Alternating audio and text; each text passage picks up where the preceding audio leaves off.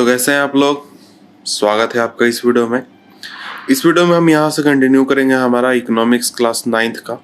मैं इस टॉपिक को यानी 4 पॉइंट जो टॉपिक है इसको कंटिन्यू करने से पहले हम यहाँ जो कुछ चीज़ें लिखी गई हैं उसको हम पहले पढ़ लेते हैं। तो किन चीज़ों को हम पढ़ने वाले हैं, हम इस टेक्स्ट बॉक्स जो दिया गया है इसको हम पढ़ने वाले हैं, इसमें जो भी बातें लिखी गई है, क्योंकि ये कुछ हमारे काम की चीज़ है। काम की चीज़ यहाँ पर लिखी गई है, इसको हमने पिछले वीडियो में नहीं पढ़ा था। एक सेकेंड मैं ऊपर कर देता हूँ। तो देखिए यहाँ से शुरुआत किया गया इस टेक्स्ट बुक का। तो यहाँ पर लिखा गया chemical fertilisers provide minerals which dissolve in water and immediately available to plants. तो देखिए केमिकल फर्टिलाइजर्स जो हम यूज़ करते हैं खेती के लिए, वो मिनरल्स प्रोवाइड करते हैं जो कि आसानी से वाटर में घुल जाते हैं और तुरंत ही प्लांट्स को अवेलेबल हो जाते हैं। लेकिन ऐसा नहीं है कि ये हमेशा के लिए मिनरल्स ये मौजूद रहें आपके सॉइल में। ये कुछ देर रहते हैं और उसके बाद ये फिर चले जाते हैं। तो ये जाते कहाँ हैं, तो ये नीचे सेटल हो जाते हैं, ज़मीन के नीचे जो ग्राउंड वाटर है वहाँ तक पहुँच सकते हैं और उसको पॉल्यूट कर सकते हैं। और इसके अलावा ये रिवर्स में जा सकते हैं या फिर लेक्स में जा सकते हैं आसपास के, और उसको भी काफ़ी ज़्यादा पॉल्यूट कर सकते हैं। तो बात यह है कि जो केमिकल फर्टिलाइजर्स हैं वो आपके मिट्टी में मौजूद बैक्टीरिया या फिर दूसरे माइक्रो ऑर्गेनिज्म को भी मार देते हैं। और इसका बुरा प्रभाव ये पड़ता है कि कुछ दिनों के बाद अगर हम लगातार फर्टिलाइजर यूज़ करें, उसके कुछ दिनों के बाद जो सॉइल है वो पहले से काफ़ी कम फर्टाइल हो जाएगा, यानी उसकी फर्टिलिटी चली जाएगी। तो देखिए यहाँ पर एक दूसरी बात दी गई है क्या, तो देखिए केमिकल फर्टिलाइजर जो है वो पंजाब में सबसे ज़्यादा यूज़ किया जाता है पूरे भारत में। और इस वजह से यानी कि लगातार केमिकल फर्टिलाइजर के यूज़ करने की वजह से जो सॉइल का हेल्थ है यानी मिट्टी की जो उर्वरा शक्ति है वो धीरे धीरे डिग्रेड हो गई है और बहुत ही ज़्यादा कमज़ोर हो गई है मिट्टी। और पंजाब के जो किसान हैं उन्हें अब मजबूरन में ज़्यादा फर्टिलाइजर्स यूज़ करना पड़ता है और दूसरे उर्वरक के चीज़ों को यूज़ करना पड़ता है, ताकि वो जितना प्रोडक्शन लेवल उन्हें मिलना चाहिए वो उतना मिल सके। तो इसका सीधा मतलब ये हुआ कि high amount of fertiliser use करने से जो कॉस्ट ऑफ कल्टीवेशन है वो भी काफ़ी ज़्यादा बढ़ रहा है। तो इसलिए हमें इन चीज़ों का सोच समझ के इस्तेमाल करना चाहिए। और अब हम आगे मेन पॉइंट की ओर बढ़ते हैं, यानी जो हमारा 4 पॉइंट टॉपिक है, how is land distributed between the farmers of Palampur. यानी पालमपुर के किसानों के बीच जमीन किस तरह से बची हुई है, इस चीज को हम पढ़ने वाले हैं।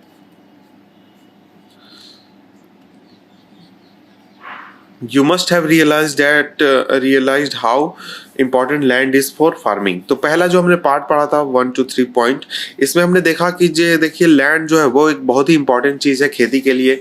लैंड को हम किसी भी तरीके से इंक्रीज नहीं कर सकते, और अगर हम उसे डिक्रीज करते हैं तो हमारे प्रोडक्टिविटी पर उसका बुरा प्रभाव पड़ेगा।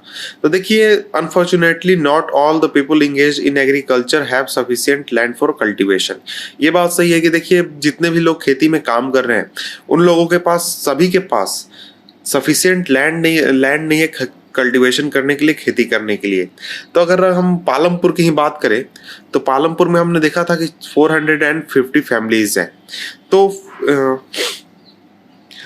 इन 450 फैमिलीज में से जो वन थर्ड फैमिली है वो लैंडलेस फैमिली है, यानी करीब 150 फैमिलीज जो है वो लैंडलेस है, उनके पास कोई ज़मीन नहीं है, वो दूसरों की ज़मीन पर खेती पर काम करते हैं। और इनमें से ज़्यादातर जो लोग हैं वो दलित हैं, दलित कास्ट से या फिर दलित कैटेगरी से बिलोंग करते हैं। इनके पास किसी भी तरह की ज़मीन नहीं है कल्टीवेशन करने के लिए। और इसके बाद आगे हम बढ़ते हैं।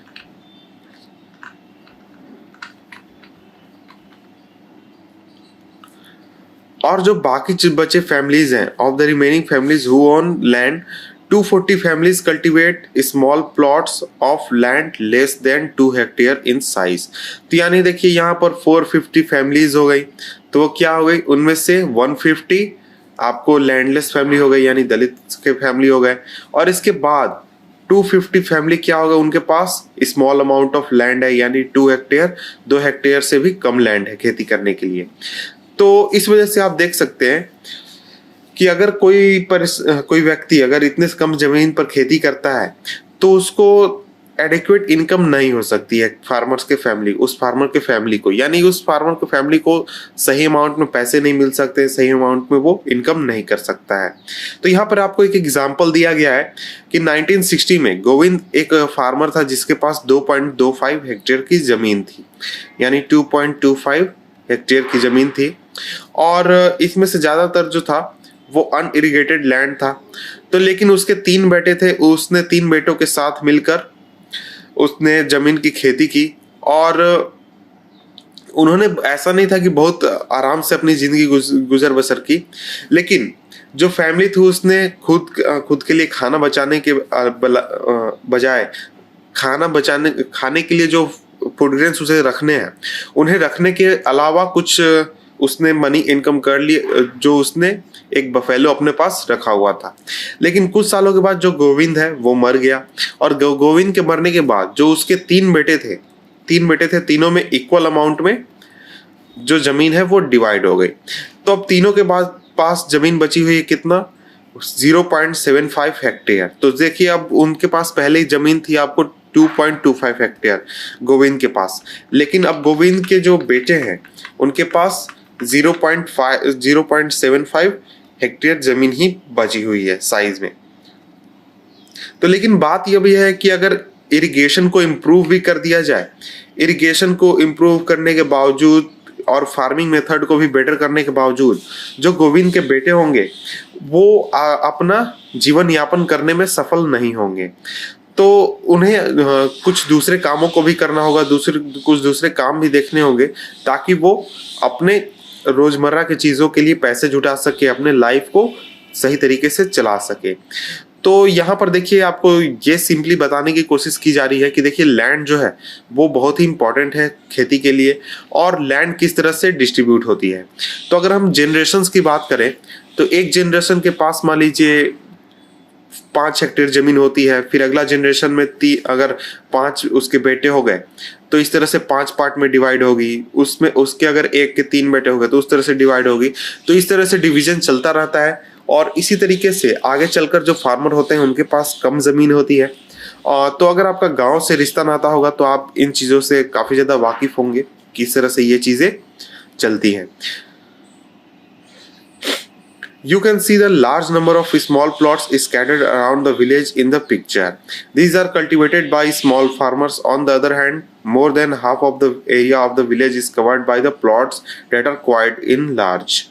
तो देखिए आपने इमेज जो देखा, ऊपर इमेज आपको मैं फिर से एक बार दिखा देता हूँ ताकि आपको सही तरीके से वो दिमाग में रहे। तो ये देखिए यहाँ पर इमेज में देख सकते हैं कि देखिए बहुत सारे जो प्लॉट है वो बहुत ही बड़े बड़े प्लॉट है, और वहीं दूसरी तरफ जो प्लॉट है वो काफी छोटे छोटे प्लॉट है। यहाँ देखिए ये छोटा सा इस तरह से बहुत सारे छोटे छोटे प्लॉट है, और यहाँ देख सकते हैं ये कितना बड़ा प्लॉट है। इस तरह से आधी जमीन तो आपकी देख सकते हैं बड़े से बड़े बड़े प्लॉट है, और यहाँ भी एक बड़ा प्लॉट है। तो इस तरह से पूरे गांव की आधी से ज्यादा जमीन जो है वो बड़े बड़े प्लॉट में बनी हुई है, और इसके अलावा जो छोटे छोटे प्लॉट्स है वो उनकी संख्या भी काफी ज्यादा है। तो इसी चीज को हम आगे देखते हैं। देखिए जो छोटे छोटे प्लॉट्स हैं उस पर खेती करते हैं आपके स्मॉल फार्मर्स, और जो बड़े बड़े प्लॉट हैं वो आपके जो 60 फैमिलीज हैं जो कि लार्ज फार्मर्स हैं या फिर मीडियम साइज के फार्मर्स हैं, और जो कि खेती करते हैं आपके 2 हेक्टेयर से ज़्यादा की ज़मीन। तो इस तरह से आप देख सकते हैं कि a few of large farmers have land extended over 10 hectare और मोर। तो देखिए कुछ किसान ऐसे हैं जिनके पास 10 हेक्टेयर या फिर उससे भी ज़्यादा खेती के लिए ज़मीन है। तो आप देख सकते हैं कि ज़मीन जो है वो काफ़ी क्या कहते हैं अनइक्वली डिस्ट्रीब्यूटेड है लोगों के बीच में। कुछ किसानों के पास 0.75, 0.5 या फिर 0.2 इस तरह से जमीन है हेक्टेयर में, और कुछ किसानों के पास 10 हेक्टेयर जमीन, 5 हेक्टेयर जमीन, 2 हेक्टेयर जमीन, इस तरह से जमीन भी है। तो जमीन जो है वो काफी अनइक्वली डिवाइडेड है किसानों के बीच में, और उसका एक रीजन हमने ऊपर भी देखा कि किस तरह से जनरेशंस के बाद जमीन जो है वो काफी कम हो जाता है किसान के पास। तो यहाँ देखिए आपको एक इमेज दिया गया है। इमेज में आप देख सकते हैं कि कुछ किसान अलग अलग टास्क को कंप्लीट कर रहे हैं खेती के लिए जो चीज़ें की जाती हैं। तो यहाँ पर आपको उसका एक्सप्लेनेशन दिया गया है। work on the field, weed crops, plowing by bullock cart, sowing, spraying of insecticide, cultivation by traditional method, cultivation by modern method, and cutting of crops. तो देखिए ये आपको मॉडर्न मेथड से कल्टीवेशन हो रहा है, ये आपको ट्रेडिशनल मेथड से कल्टीवेशन हो रहा है, यहाँ पर आपको स्प्रेइंग हो रहा है पेस्टिसाइड का। तो इस तरह से डिफरेंट डिफरेंट चीज़ें यहाँ पर की जा रही हैं। तो अब हम आगे बढ़ते हैं अपने मेन पॉइंट की ओर। तो यहाँ देखिए आपको लेट्स डिस्कस कहा गया है कि आप पिक्चर को देखें और इन सभी टास्क को आप खुद से देख लें, क्योंकि मैं क्या बताऊँ इस चीज़ों को। इसके बाद आगे आप बढ़ते हैं। तो देखिए यहाँ पर आपको एक पाई चार्ट दिया गया है, आप इसे खुद से देख सकते हैं। पाई चार्ट बोल रहा हूँ, आपको एक ग्राफ दिया गया है, इसको आप खुद से देख लें। और इसके बाद अब हम आगे बढ़ते हैं अपना टॉपिक नंबर 5। टॉपिक नंबर 5 है हमारा who will provide the labour. Topic है क्या? Who will provide the labour, यानी लेबर कौन प्रोवाइड कराएगा। After land, labour is the next necessary factor of production. Farming requires a great deal of handwork. Small farmers along with their families cultivate their own fields. Thus, they provide the labor required for farming themselves. Medium and large farmers hire farm laborers to work on their fields. तो यहाँ पर simply बात की गई है कि देखिए आप लेबर जो है वो बहुत ही इम्पॉर्टेंट चीज़ है प्रोडक्शन के लिए। और जो फार्मिंग की अगर हम बात करें तो फार्मिंग काफ़ी ज़्यादा संख्या में हार्डवर्क डिमांड करता है। तो स्मॉल फार्मर्स की अगर हम बात करें तो स्मॉल फार्मर्स अपने परिवार के साथ मिलकर अपने ही ज़मीन पर खेती कर लेता है या फिर खेती करता है। और वहीं जो आपके लार्ज मीडियम या फिर लार्ज फार्मर्स हैं वो फार्म लेबरर्स को हायर करते हैं ताकि वो उनकी खेती पर काम कर सके, यानी खेती की ज़मीन पर काम कर सकें। तो यहाँ पर फिर से एक टास्क दिया गया, इसको आप देख लें। Farm labourers come either from landless families और families cultivating small plots of land. Unlike farmers, farm labourers do not have right over the. इसको आगे कंप्लीट करेंगे। तो देखिए तो फार्म लेबरर्स होते कौन है? फार्म लेबरर्स जनरली वैसे परिवार से आते हैं जो कि जिनके पास खेती के लिए जमीन नहीं है, या फिर वैसे लोग जिनके पास खेती के लिए जमीन तो है लेकिन काफी कम संख्या में है, यानी छोटी सी जमीन पर काम करते हैं, यानी 0.5 हेक्टेयर जिसके पास है या फिर 0.1 हेक्टेयर है। इस तरह से लोगों के पास जो जमीन है वो लोग फार्म लेबरर्स के रूप में काम करते हैं ताकि वो एक्स्ट्रा इनकम जनरेट कर सके। तो यहाँ पर एक और चीज कंटिन्यू मैं कर लेता हूँ। अनलाइक फार्मर्स के मुकाबले जो फार्म लेबरर्स होते हैं do not have right over the. आगे बढ़ते हैं। Over the crops grown on the land. तो देखिए हम जैसे अगर कंपेयर करें फार्मर्स और फार्म लेबरर्स को, तो फार्म लेबरर्स का जो क्रॉप्स उगते हैं खेती पर, जमीन पर, उस पर कोई अधिकार नहीं होता है। इसके मुकाबले उन्हें वेजेस मिलते हैं, यानी पैसे मिलते हैं फार्मर्स द्वारा जिन्होंने उन लोगों को हायर किया है वर्क करने के लिए। तो वेजेस हो सकते हैं कि वो कैश में भी हो या फिर किसी और तरीके से भी हो सकते हैं, जैसे कि क्रॉप हो सकते हैं या फिर किसी समय खाने के रूप में, यानी कि आपको अगर आप काम कर रहे हैं आपको 2 से 3 बार डेली खाना मिल जाएगा। इस तरह के भी वेजेस के रूप मिलते हैं। Wages vary widely from region to region, from crop to crop, from one farm activity to another. तो देखिए वेजेस ऐसा नहीं है कि सिर्फ आपको पैसे मिलेंगे या फिर आपको सिर्फ क्रॉप मिलेगा। वेजेस डिपेंड करते हैं रीजन पर कि किस रीजन में आप काम कर रहे हैं, किस क्रॉप के ऊपर काम कर रहे हैं और कौन सी आप एक्टिविटी कर रहे हैं, जैसे कि सोइंग कर रहे हैं या फिर हार्वेस्टिंग कर रहे हैं या फिर आप दूसरा काम कर रहे हैं, इरिगेशन का काम देख रहे हैं। इन सभी चीजों पर डिपेंड करती है। तो देखिए जो ड्यूरेशन ऑफ एम्प्लॉयमेंट है वो भी काफ़ी ज़्यादा वेरी करती है। उसका रीज़न ये है कि अगर कोई टास्क है वो 2 दिनों का है तो उस पर तो आपको फार्म मालिक जो है वो आपको ज़्यादा दिनों के लिए हायर करेगा नहीं। और इसके बाद a farm labourer might be employed on a daily basis or for over particular farm activity like harvesting or for a whole year। तो देखिए फार्म लेबरर जो है उसे डेली बेसिस पर भी रखा जा सकता है या फिर किसी एक सीजन के लिए रखा जा सकता है, किसी पार्टिकुलर एक्टिविटी के दौरान रखा जा सकता है या फिर पूरे साल के लिए रखा जा सकता है। ये कोई निश्चित नहीं है कि उसे कितने दिनों का जॉब मिलेगा, कितने दिनों का काम मिलेगा। तो देखिए यहाँ पर एक एग्जाम्पल दिया गया है। Dala is a landless farm labourer who works on daily wages in Palampur. This means he must regularly look for work. The minimum wages for farm laborer set by government is Rs 60 per day, but Dala get only 35 to 40. तो यहाँ पर किसकी बात की जा रही है? यहाँ तो आप यहाँ जो आप इमेज देख रहे हो ऊपर, इस इमेज को देखिए। इस इमेज में दो फार्म लेबरर है, वो आपस में बातचीत कर रहे हैं कि देखो यार मुझे ऐसी परेशानी है, तुम्हें भी ऐसी परेशानी है क्या, इस तरह से। तो आप इसको चाहे तो पढ़ सकते हैं, इसमें आपको इसको पढ़ ले और इसके पढ़ने के बाद नीचे कंटिन्यू करें, क्योंकि मैं इसको पढ़ूंगा तो टाइम काफ़ी ज़्यादा चला जाएगा, इसलिए मैं आगे बढ़ता हूँ। देखिए यहाँ पर there is heavy competition for work among the farm laborer in Palampur, so people agree to work for lower wages.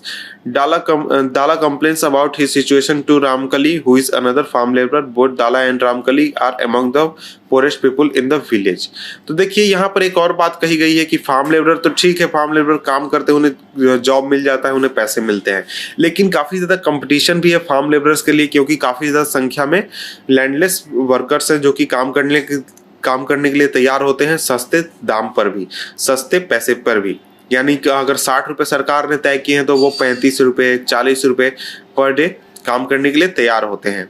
तो ये एक तरह की सिचुएशन है जिसमें दो फार्म लेबर यहाँ पर बात कर रहे हैं, दाला और रामकली, जो कि गांव के पुरेश परिवारों में से आते हैं। तो इनके क्या कहते हैं, कन्वर्सेशन को आपने ऊपर देख लिया होगा, पढ़ लिया होगा, मैं समझ रहा हूँ। इसके बाद नीचे देखते हैं यहाँ पर लेट्स डिस्कस, इसको आप खुद से देख लें क्या यहाँ पर बात की गई है। इसके बाद नेक्स्ट टॉपिक है हमारा इसी में छठा point, the capital needed in farming, यानी फार्मिंग के लिए जो पैसों की जरूरत होती है। You have already seen that the modern farming method require a great deal of capital. तो आपने देख लिया कि मॉडर्न जो फार्मिंग मेथड है उसमें काफ़ी ज़्यादा अमाउंट में पैसे की ज़रूरत होती है। So that the farmer now needs more money than before. पहला देन बिफोर, यानी कि आपने देखा कि जो फार्मर है वो पहले के मुकाबले उसे ज़्यादा पैसों की ज़रूरत होती है, क्योंकि उसे ज़्यादा पेस्टिसाइड लगाना है, फर्टिलाइजर लगाना है, इरिगेशन का व्यवस्था करना है, इस तरह की बहुत सारी चीज़ें करनी है। तो इसके लिए जो मोस्ट स्मॉल फार्मर्स होते हैं वो मनी क्या कहते हैं, उधार लेते हैं ताकि वो कैपिटल को अरेंज कर सके। तो वो जो पैसे लेते हैं वो गांव के लार्ज फार्मर से पैसे लेते हैं, या फिर गांव के जो साहूकार हम कह सकते हैं, मनी लेंडर्स, उनसे पैसे लेते हैं, या फिर ट्रेडर से पैसे लेते हैं जो कि सप्लाई करते हैं वेरियस चीज़ें कल्टीवेशन के लिए। और जो रेट ऑफ इंटरेस्ट होता है इनके लिए वो इस तरह के लोन्स के लिए वो बहुत ही ज़्यादा हाई होता है, और इस वजह से उन्हें काफ़ी ज़्यादा परेशानी भी होती है लोन को वापस चुकाने में। या ये एक पॉइंट थी। इसके बाद एक एग्जाम्पल दिया गया है सविता का। सविता एक स्मॉल फार्मर है, उसने प्लान किया कि वो इस साल वीट उगाएगी 1 हेक्टेयर लैंड पर। तो सीड के अलावा फर्टिलाइजर और पेस्टिसाइड उसे खरीदने हैं, तो इसके लिए कैश की उसे ज़रूरत होती है, और ताकि वो पानी की भी व्यवस्था कर सके और उस अपने फार्म इंस्ट्रूमेंट्स को मरम्मत करा सके। उसने एस्टिमेट किया कि उसे वर्किंग कैपिटल के रूप में करीब मिनिमम 3,000 रुपये लगेंगे। तो उसके पास उतने मनी है नहीं, तो वो डिसाइड करती है कि वो पैसे उधार लेगी तेजपाल सिंह से, जो कि गांव का एक लार्ज फार्मर है। मैं आगे बढ़ता हूं।